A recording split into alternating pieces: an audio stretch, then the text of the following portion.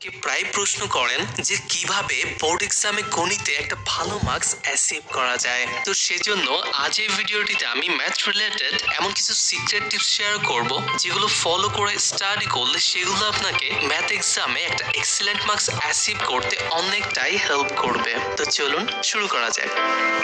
Number 1, understand all basic principles.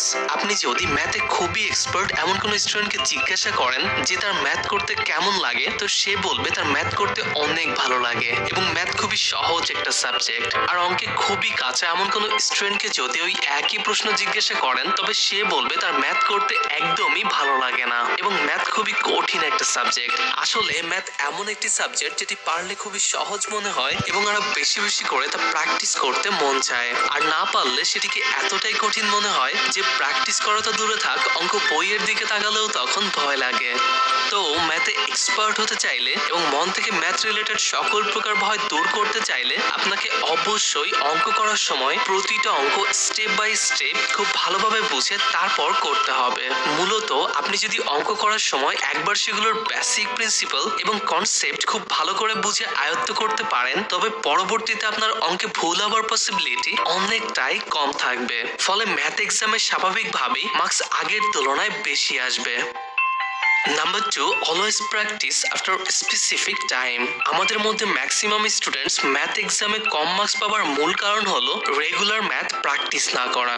আপনি একটু চিন্তা করে দেখুন যে আমাদেরকে যখন ক্লাস টিচার অথবা হোম টিউটর ম্যাথ করায় তখন কিন্তু সেগুলো আমাদের কাছে অনেক বেশি সহজ মনে হয়, তবে সেই অঙ্কগুলোকে যদি আমরা পরবর্তীতে নিজেরা রেগুলার প্র্যাকটিস না করি তবে কিছুদিন পর কিন্তু সেগুলোকে আমরা অটোমেটিক ভুলে যাই। আর শুধুমাত্র ওই প্র্যাকটিসের অভাবে বেশিরভাগ সময় আমরা পরীক্ষার হলে অনেক বেশি সহজ এবং আগে করেছি এমন অঙ্ক ভুল করি। তাছাড়া অনেক সময় কিছু অঙ্ক কয়েক লাইন করার পর তার মনে আসে না এবং অনেকটা বাধ্য হয়ে সেটাকে অসম্পূর্ণ রাখতে হয়। ফলে স্বাভাবিকভাবে এইসব কারণে আমাদের ম্যাথ এক্সামে মার্কস কম আসে। তাই ম্যাথ এক্সামে একটা ভালো মার্কস অ্যাচিভ করতে চাইলে আমাদেরকে অবশ্যই পুরনো অঙ্কগুলোকে রেগুলার প্র্যাকটিস করতে হবে। তাছাড়া ম্যাথ করার সময় আমাদেরকে অবশ্যই আমাদের ব্রেইনকে পুরোপুরি ফ্রেশ রাখতে হবে যাতে করে আমাদের ব্রেন সেগুলোকে খুব তাড়াতাড়ি আয়ত্ত করতে পারে। এক্ষেত্রে সবচেয়ে ভালো হয় অঙ্ক করার জন্য এমন একটা স্থান চুজ করা যেখানে বাইরের শব্দ কম যায়। আর এটাও লক্ষ্য রাখতে হবে ম্যাথ করার সময় সেখানে যেন mobile phone, TV, music player ইত্যাদি জিনিসপত্র না থাকে, কারণ এগুলো পড়াশোনায় মনোযোগে ব্যাঘাত ঘটায়। Number 3, make formula related notebook.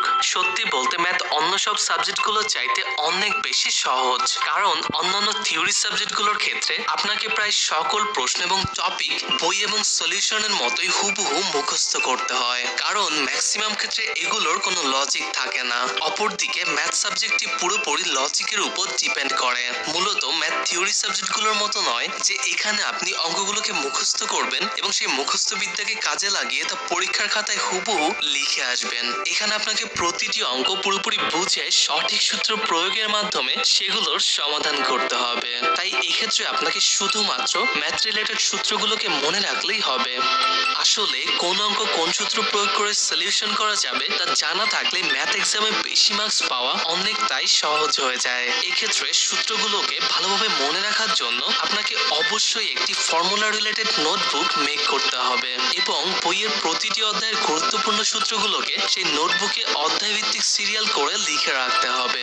ফলে অবসর সময়ে আপনি মাঝে মধ্যে এই নোটবুক থেকে সূত্রগুলোতে চোখ বুলিয়ে নিতে পারবেন। তাছাড়া পরীক্ষার ঠিক কয়েক ঘন্টা আগে এটির মাধ্যমে আপনি সম্পূর্ণ বইয়ের সূত্রগুলোকে খুব অল্প সময়ের মধ্যে রিভাইজ করতে পারবেন। ফলে তখন আপনার কনফিডেন্ট লেভেলও অনেকটাই ইনক্রিজ হবে। যদি এই ভিডিওটি আপনার ইউজফুল মনে হয় তবে অবশ্যই ভিডিওটিকে আপনার সকল ফ্রেন্ডস এবং রিলেটিভসদের সাথে শেয়ার করুন, এতে করে তারা উপকৃত হবেন। আর এই ধরনের স্টাডি রিলেটেড ভিডিও নিয়মিত পেতে আমাদের চ্যানেলটিকে সাবস্ক্রাইব করে পাশে আসা বেল আইকনটিকেও ক্লিক করুন। Thanks a lot for being with us. আসসালামু আলাইকুম।